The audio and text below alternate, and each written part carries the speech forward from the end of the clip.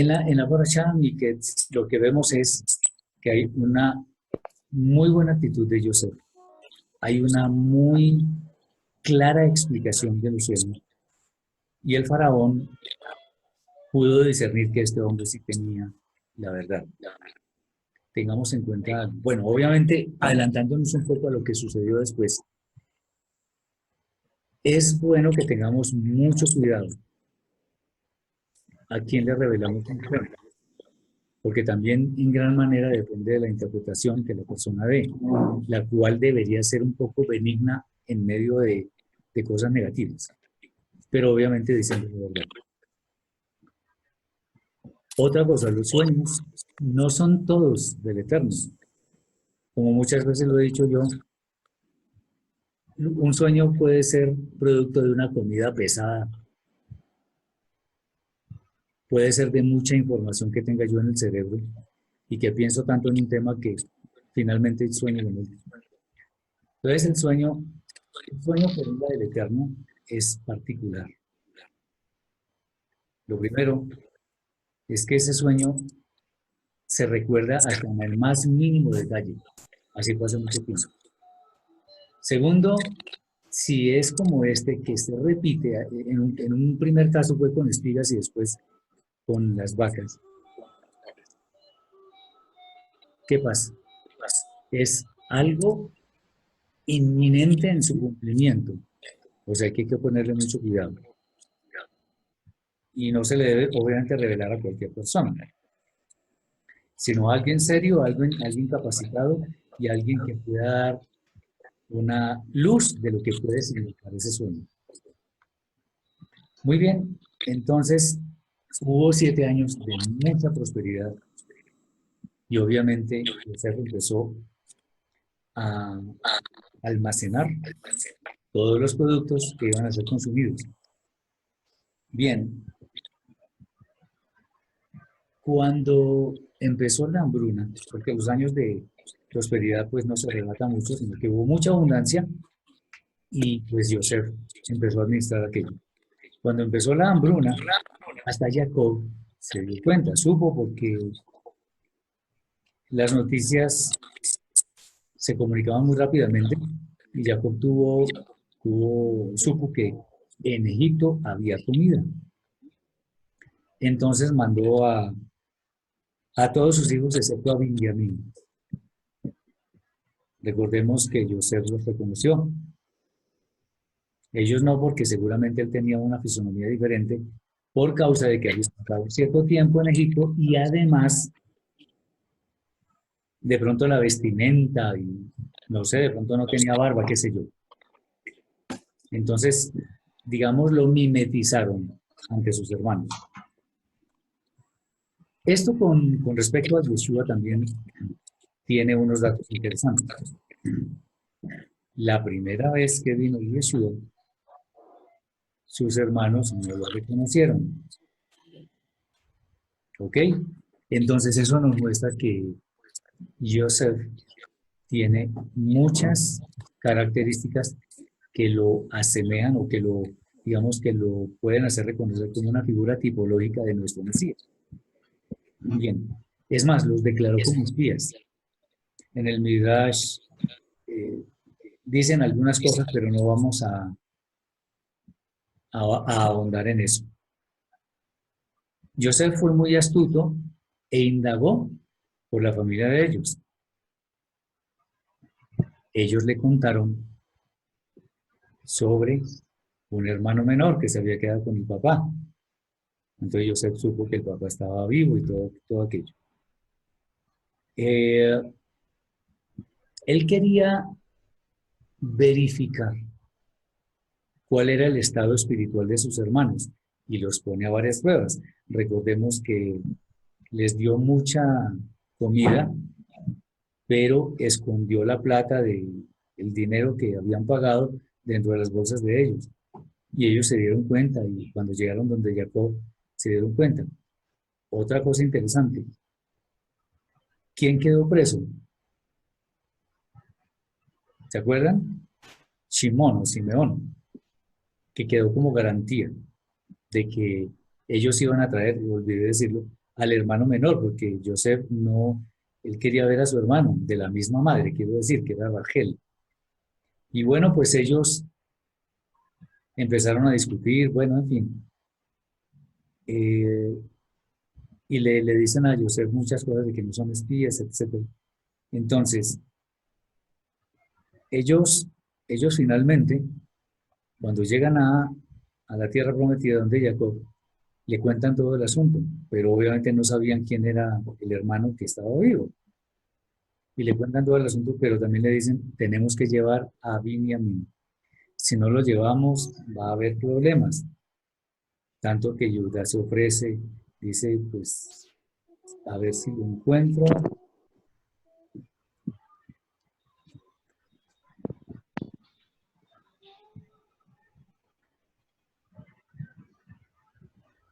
A ver.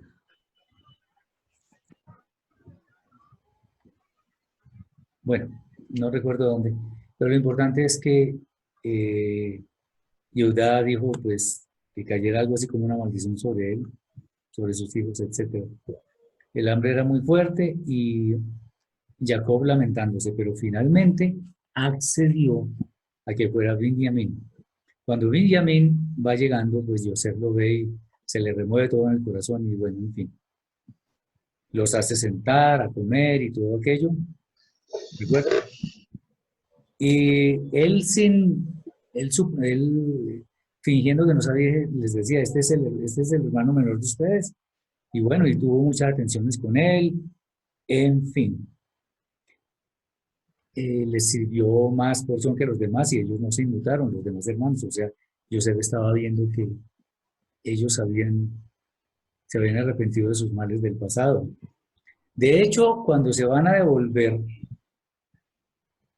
eh, los deja ir, pero el episodio de la copa es muy conocido porque Joseph le dijo a uno de sus sirvientes, digo, coloquen la copa en el saco del menor. Y de esa forma, entonces, cuando ellos se fueron, después salieron a perseguirlos y les dijeron que la copa estaba allí y efectivamente. Entonces Joseph dijo, el que tenga la copa en en su bolsa, pues se va a convertir en mi siervo. Y empieza el tema de que ya es de la próxima parasha de la intercesión que hace Judá. Pero Joseph en esta parasha lo que hace es probar que sus hermanos eran verdaderos sadikim justos, de manera que él pudiera revelarse a ellos, lo cual no sucede acá, sino en la próxima parasha. Pero todo, digamos, gira en torno a los viajes de los hermanos a Egipto y los diálogos que tuvieron con su hermano en torno a su hermano menor, en torno a que ellos no eran espías, en torno a su padre, a Jacob y todo ese asunto. ¿Hay alguna pregunta hasta acá?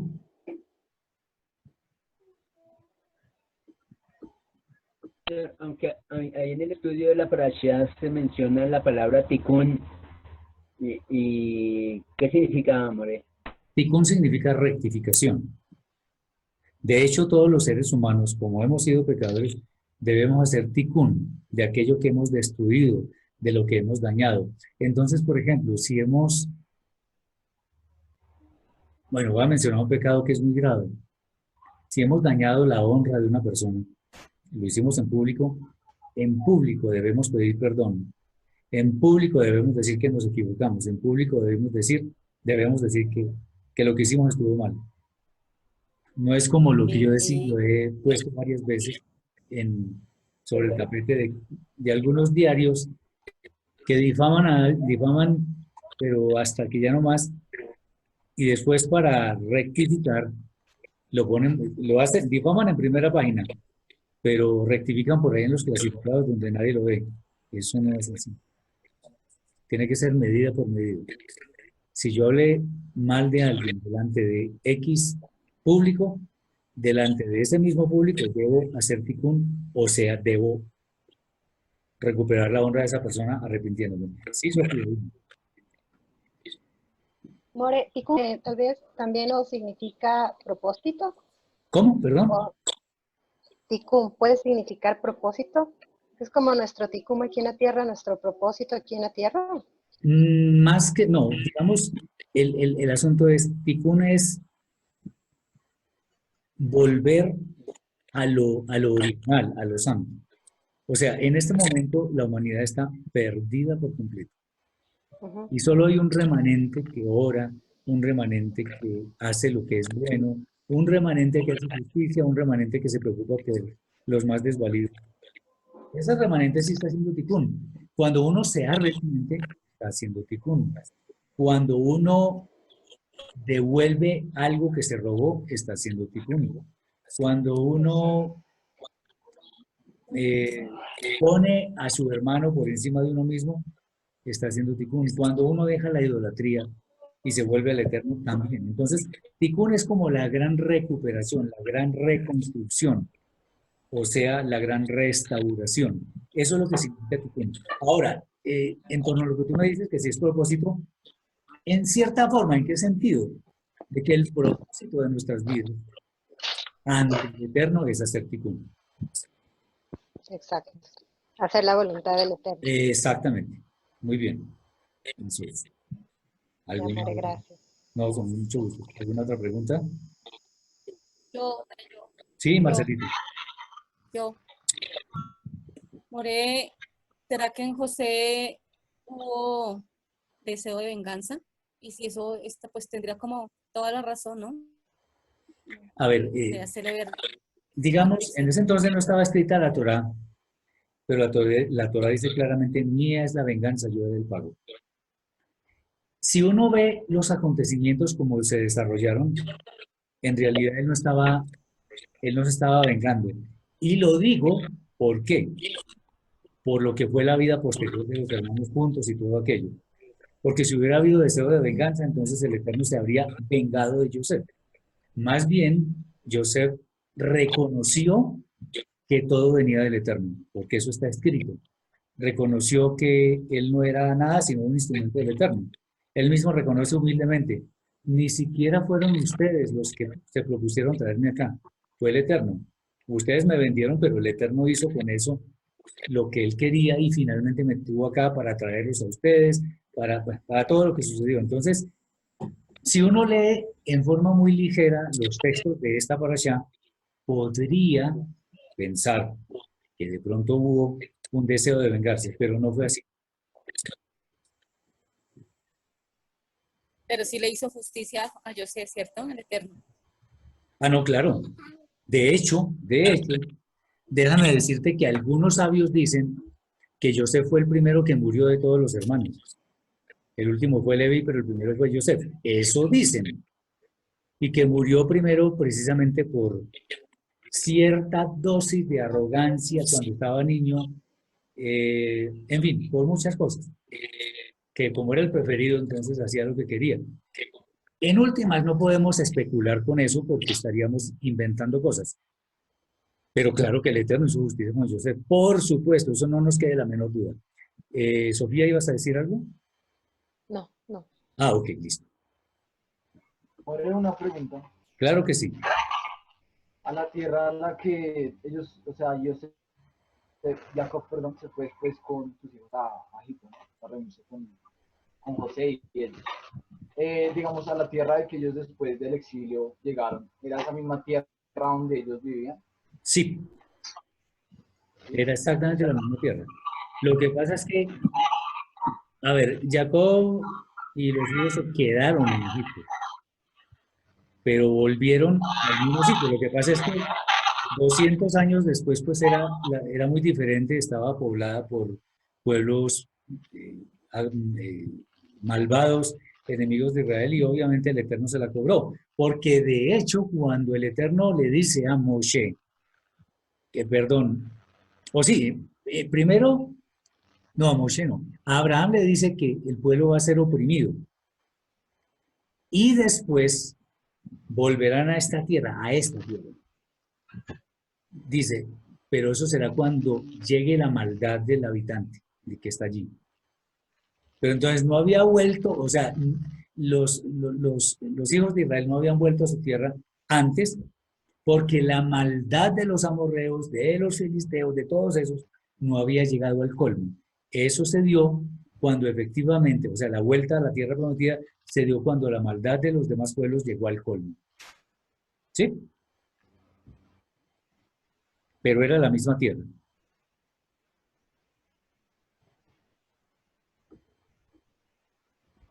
Deberían haber tardado máximo meses para llegar a la Tierra, no tantos años. Pues porque Más meses era como como sí. más o menos, ¿Cómo?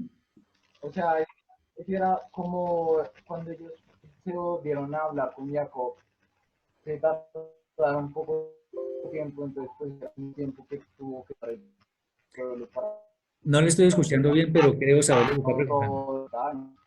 A ver, no lo escuché muy bien, la conexión como que ha tenido algunos saltos. Pero ¿cuál es el tema? La distancia entre Israel y Egipto, la que había entre ellos, se cubría como en 11, 12 días. No era mucho. Recordemos que el pueblo de Israel dio vueltas 40 años, pero porque el Eterno así lo estableció. Pero ellos habían podido llegar en menos de 2 semanas.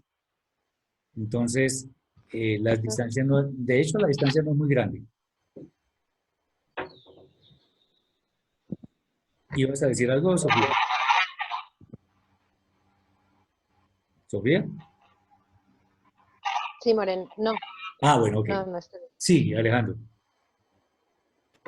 Por ejemplo, José, Jacob, perdón, José la embarró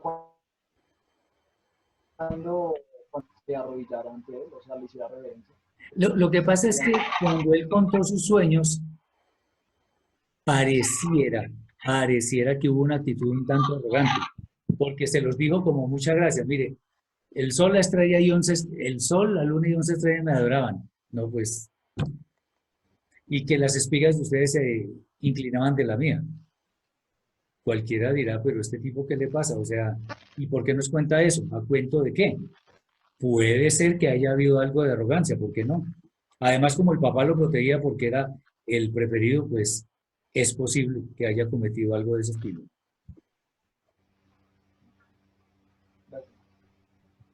¿Sí se escuchó? Sí, señor, gracias. Ok. Marcelita, ¿iba a decir algo?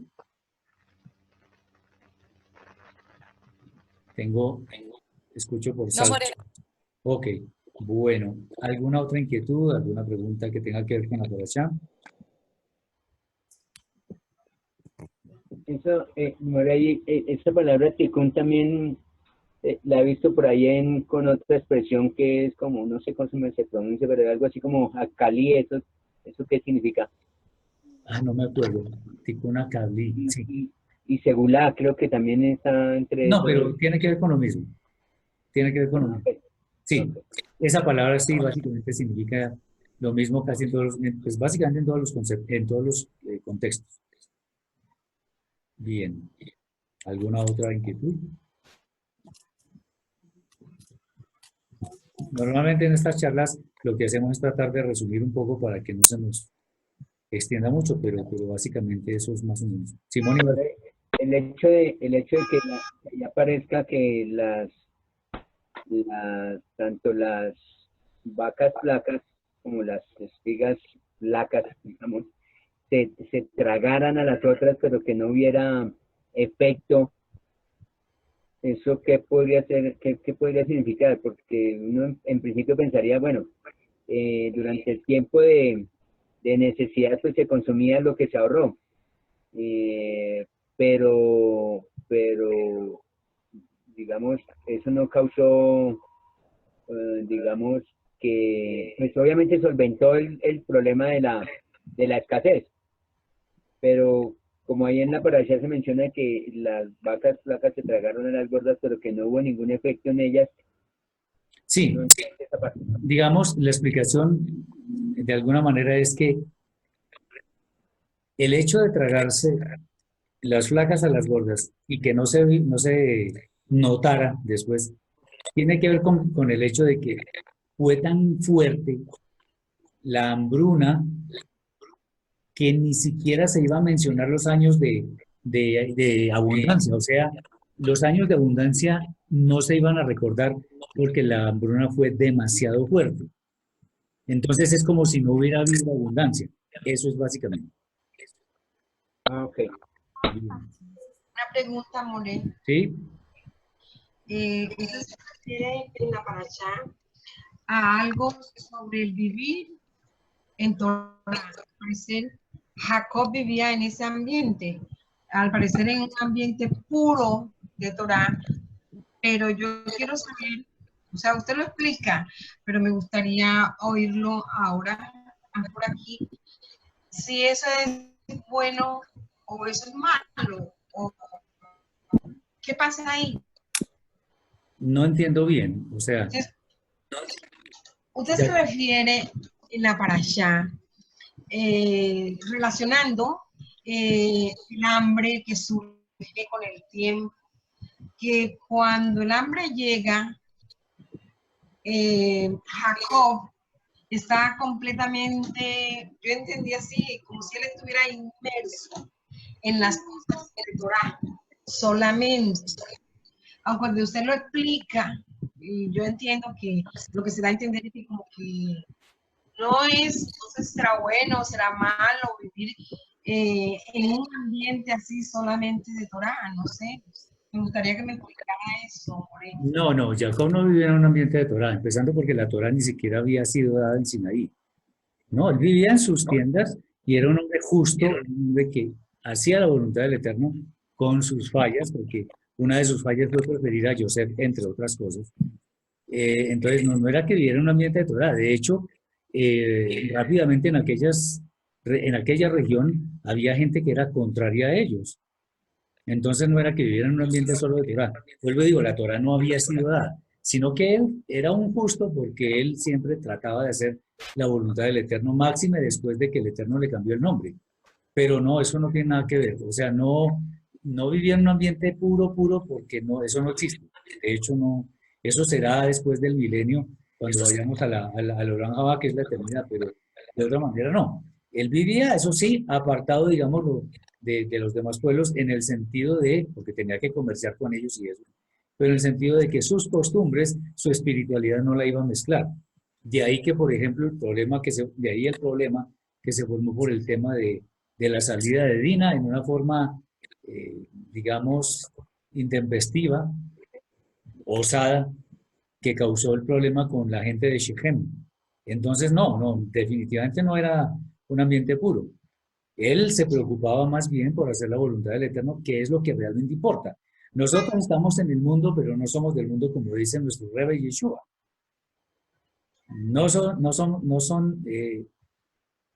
Están en el mundo, pero no son de este mundo. Y también Yeshua decía al Padre, no te pido que los quites del mundo, sino que los guardes del mal.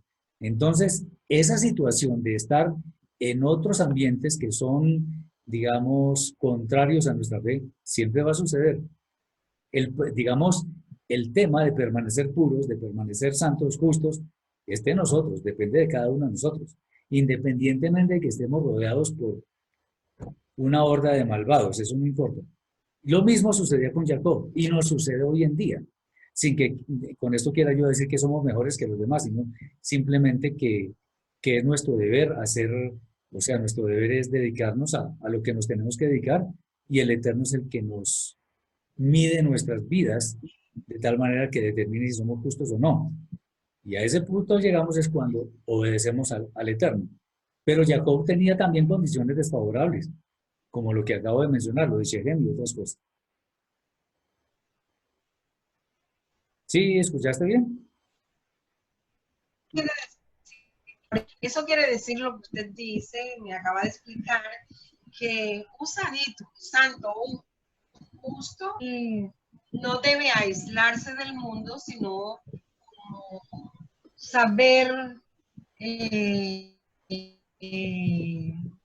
equilibrar las cuestiones que a él le corresponde hacer en el mundo con lo que él está haciendo en su parte espiritual, adorar, santo, esto, lo otro.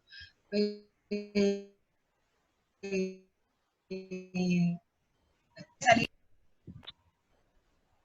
Es que creo que lo que comentan ella es un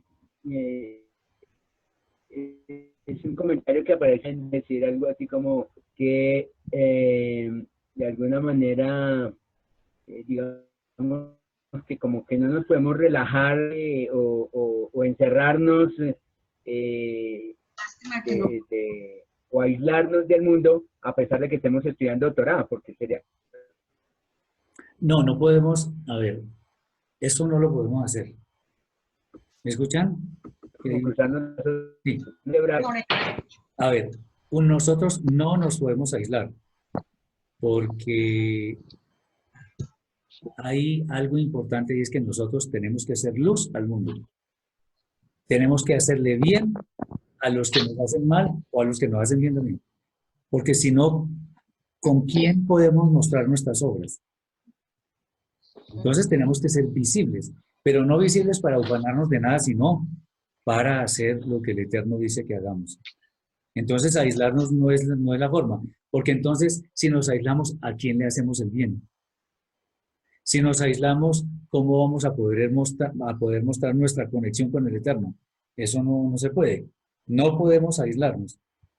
Eso sí, debemos tener en cuenta que independientemente de que el mundo haga o deshaga, nosotros tenemos que hacer lo que el Eterno ordene. Y punto. Eso es todo lo que tenemos que hacer. No hay nada, no hay ningún secreto. No nos podemos aislar, porque entonces no vamos a hacer luz a nadie. Ese es el punto. ya entiendo, More. Muy bien. Gracias. Ok. ¿Alguna otra inquietud?